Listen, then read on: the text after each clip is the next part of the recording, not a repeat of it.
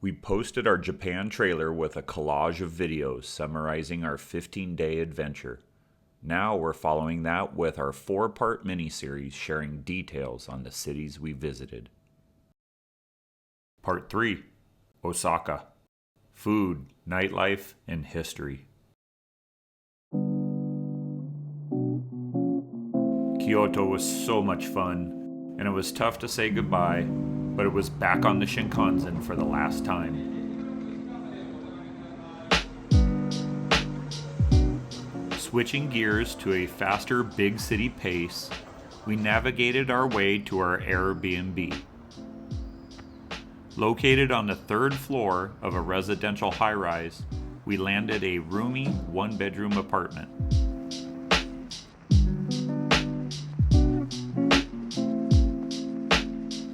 Equipped with a separate living area, including traditional tatami mats, there was also a balcony, a small kitchen, washing machine, a large shower, and this fancy Toto toilet where you can spin around and wash up when you're done doing your business.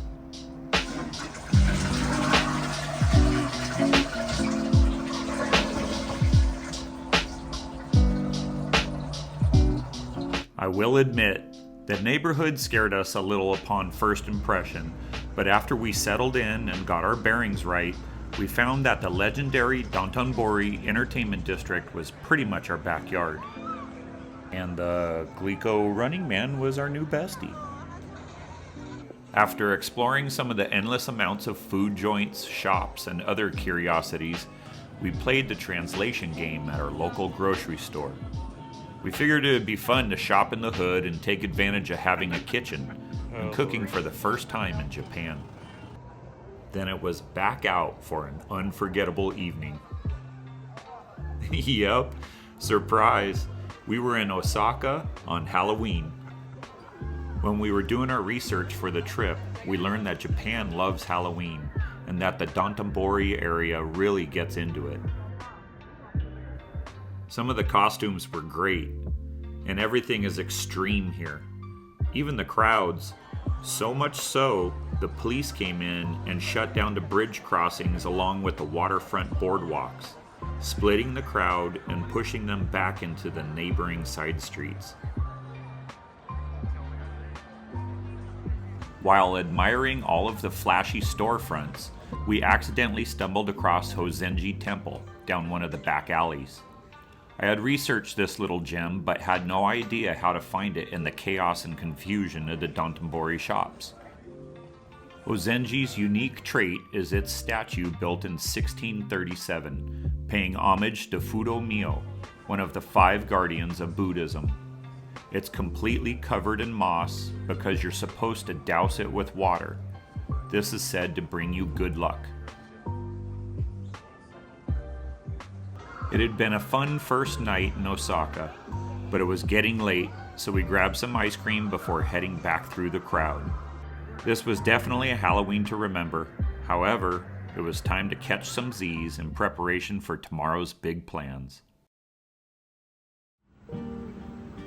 We got up early and headed out at 7 a.m. to spend the day in Nara. Nara is an ancient city that, like Kyoto, was once the capital. What makes Nara special are the bowing deer. Yes, you heard that correctly, bowing deer. The deer are considered to be holy, and the people and city have grown around and with them. There are roughly 12 to 1,400 sacred deer roaming freely around the parks and city. Our deer encounter started by being some of the first in the public park to feed them. Deer are smart and bred sucker all over my forehead. The deer headbutted my leg and bit my pants. They are friendly, a bit aggressive, and just cool. What else can you say when a deer bows its head for a rice cracker? Okay, I'm good. Jeremy was really good at getting them to bow for him. We watched videos about this, and it was even better in person. To steal a word from Jeremy, it was legit.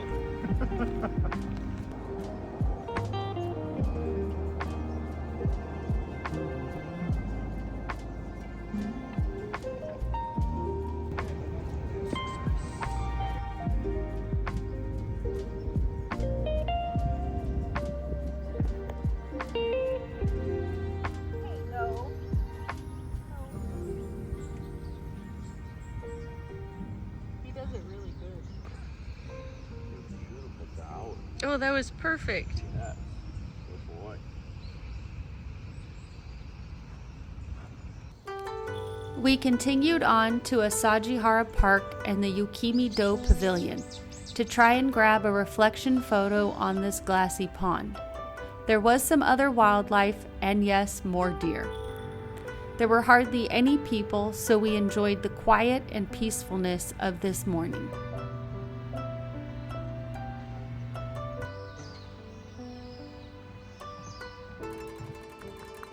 While trying to find another shrine, we passed by and towards a hill with a lookout. That's my trigger word, lookout. We paid our entry fee of 150 yen each, or about 75 cents, and headed up Mount Wakakusa, an uphill hike that takes about 35 to 40 minutes.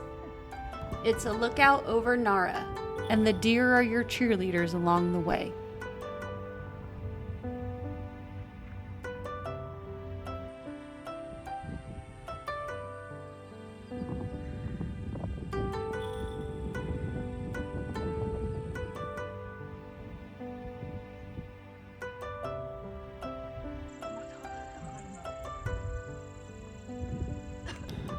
We hiked another mountain, 4 of them, and free climb is uphill.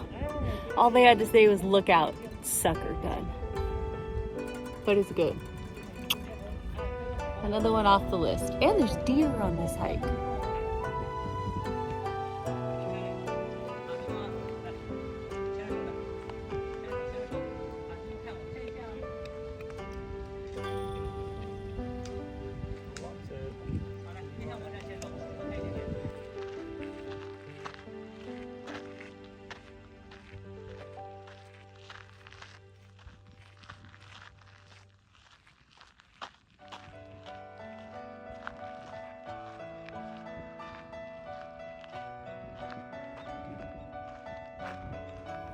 After reaching another summit, we began our descent down a really cool fire road.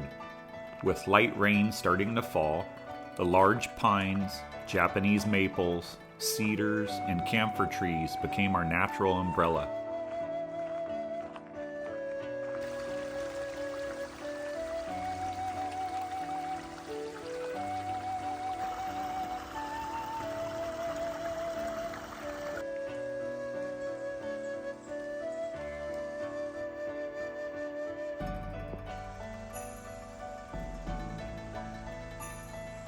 The flora was beautiful, and the area even had some gorgeous vacation homes that were carpeted with lime green moss.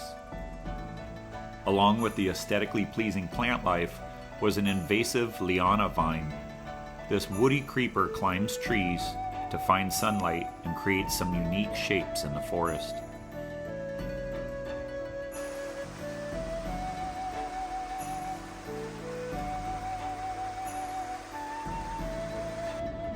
The road leaving Mount Wakakusa takes you down the hill by restaurants and shops.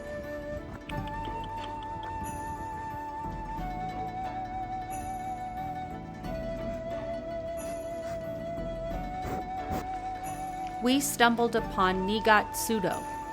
The temple was having their monthly prayer ceremony that started at 1 p.m. What luck! We got there at 1:15. It seemed even more special to just catch this by chance. Nigatsudo is one of the important structures of Todaiji. Originally built between 756 and 772, it was destroyed by fire in 1667 and reconstructed in 1669. Its large deck reminded me of Kiyozumi-dera in Kyoto.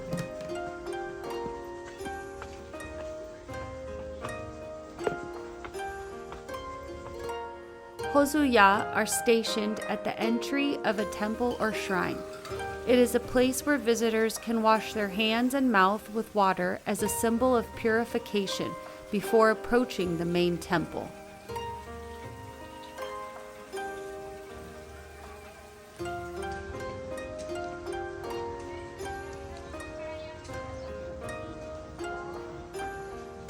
We saved the star of the show for the latter half of the day. Todaiji Temple, and its main attraction, Daibutsuren, better known as the Great Buddha Hall. Dedicated in 752, over 2 million guests visit here every year.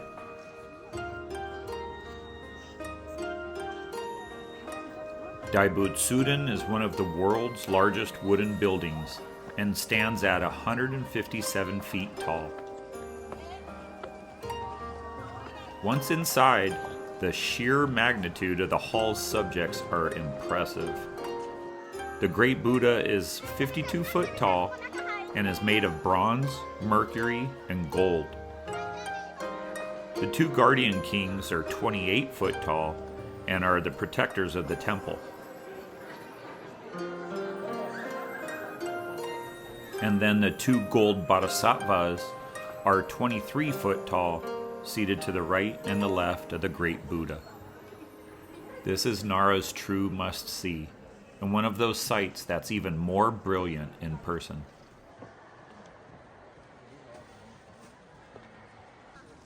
After exiting through the cool old gates, we saw a man feeding the deer, and it made us think, oh crap, we haven't eaten anything all day. So we found a tasty little food joint down the road.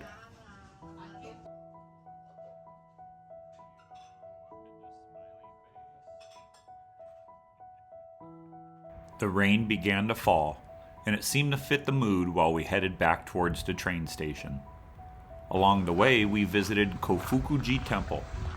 This is where you can see the second tallest wooden pagoda in Japan. But it was getting its first major renovation in 120 years, costing over $38 million and slated to be completed in 2031. So we checked out the ancient octagonal halls, had one last visit with the deer, and then said sayonara to Nara.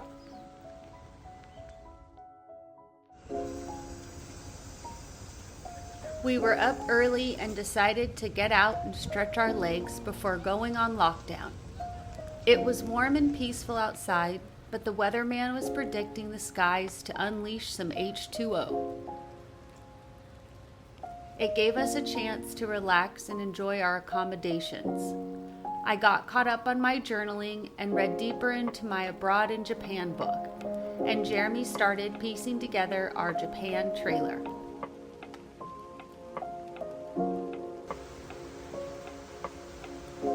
Osaka receives an average of 63.5 inches of rain a year. That's 6 times more than we get back home. So like a little kid, I slipped on my flip-flops and went out to enjoy the rain with the locals.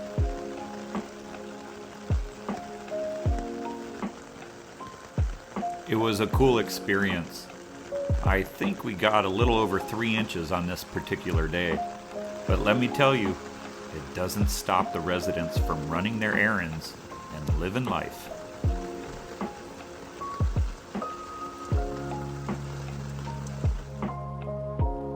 Luckily, the day's weather cleared up and the evening was perfect for our nighttime excursion to teamLab.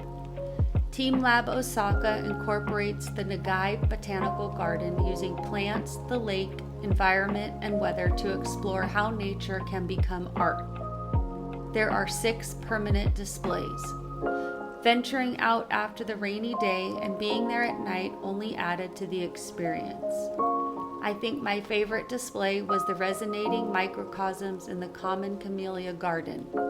The ovoids that light up and flicker when you touch them, combined with the reflection from the leftover rain, really made it special.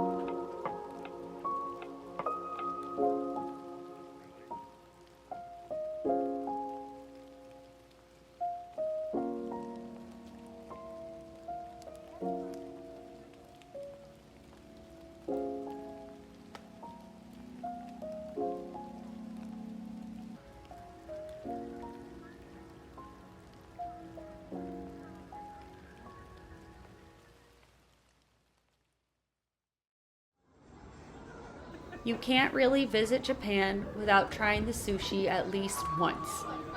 Kura Sushi's main headquarters is in Osaka and is a fun conveyor belt way to eat sushi. After about a 45-minute wait, we got seated at our own little table and the ordering began. You order off your own iPad at the table and the food just appears. The lower conveyor belt is a mixture of food up for grabs by anyone. The top conveyor belt is for food ordered from the iPad and delivered to that specific table. We started with some simple plates, and Jeremy tried his first piece of sashimi, to which he decided fish should only be eaten cooked.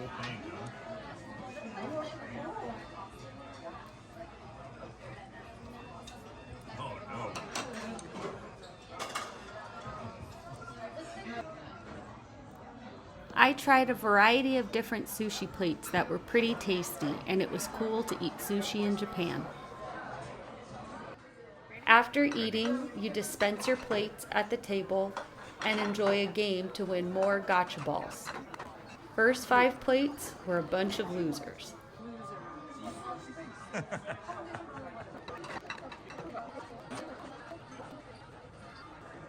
But the next 5, I won.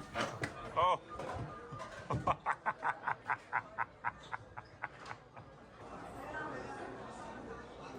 Kura Sushi was a blast, and our whole meal only cost $25.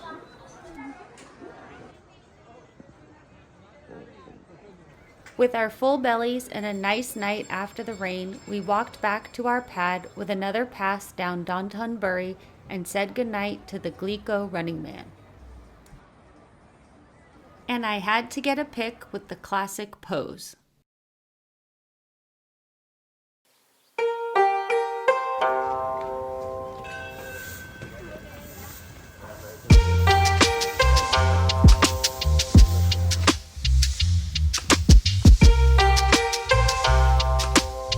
Welcome to Namba Osaka Shrine. Popular for its giant lion's head, the shrine is very small and just a quick stop, but a must-see and super photogenic. The lion's head, or Shishiden, sits at a height of 39 feet.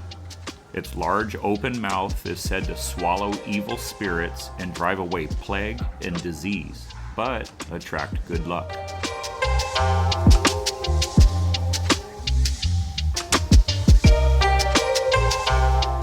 Next was the mighty Osaka Castle. I was impressed with Nijo Castle in Kyoto, but this place was stunning.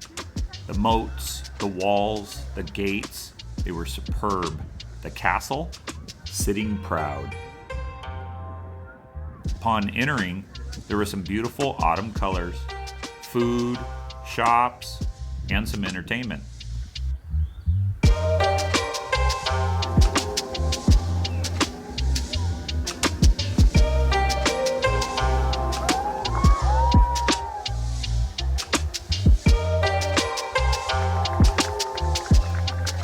There was a super long line to get in, but download the QR code and you can skip right to the front. Inside the castle museum, they had a green screen where me and my little ninja could dress up as shogun warriors. It was hilarious. The castle was beautiful, but it was modern. It had lost some of its charm since it had been rebuilt 3 times. The latest version even installed an elevator. That being said, I still recommend going in because the views from the top are fantastic.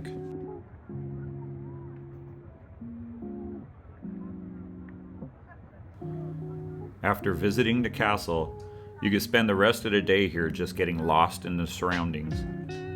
It was the prettiest day we had in Osaka, and the colors combined with the people watching and the simple fact that we were in Japan made for a special moment.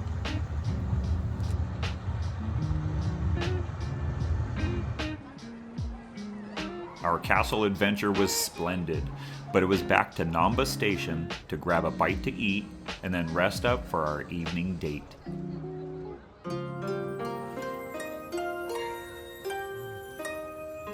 It was good to rest the legs because we had a big journey across town with a race against time.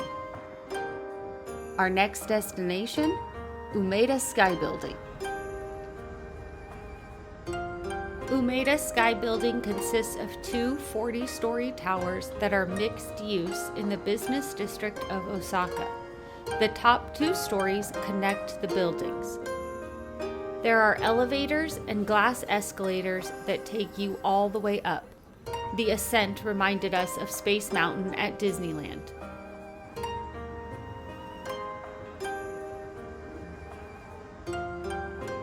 The 39th floor that connects the 2 buildings is the enclosed Teian Observatory, or better known as the Floating Garden Observatory. But the ultimate views come from the open-air rooftop deck, and entrance is allowed on good weather days since there is no protection outside. It provides 360-degree views, and we made it right on time to watch a beautiful sunset over Osaka Bay.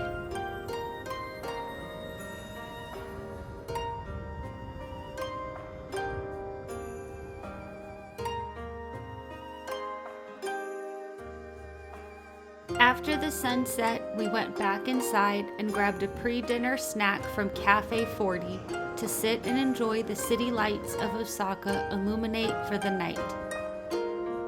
The evening was so pretty, we went back outside on the rooftop one last time to enjoy.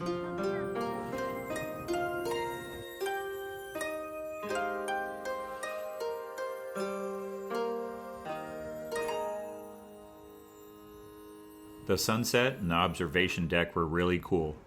I really enjoyed this night with Jen, and it was the perfect way to wrap up our Osaka stay. Being a Sunday evening, it was quiet at this business district train station. It was nice and it gave us time to reflect. We talked about how we were getting pretty good at utilizing the Japan rail system. Jen also totaled up 40 miles of good old-fashioned walking during this leg of the trip. All that talk of walking made us hungry.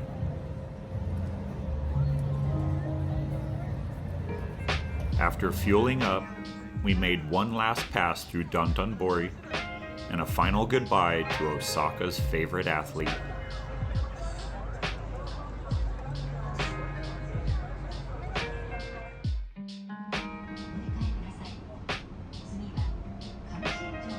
The next morning we said laters to our little apartment. With bags packed, we had to do a few rail transfers on our way to Osaka Itami Airport.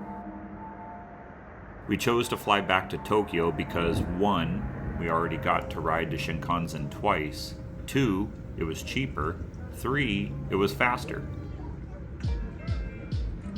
And another little added bonus, I got another peek of Mount Fuji with a couple of cool pics.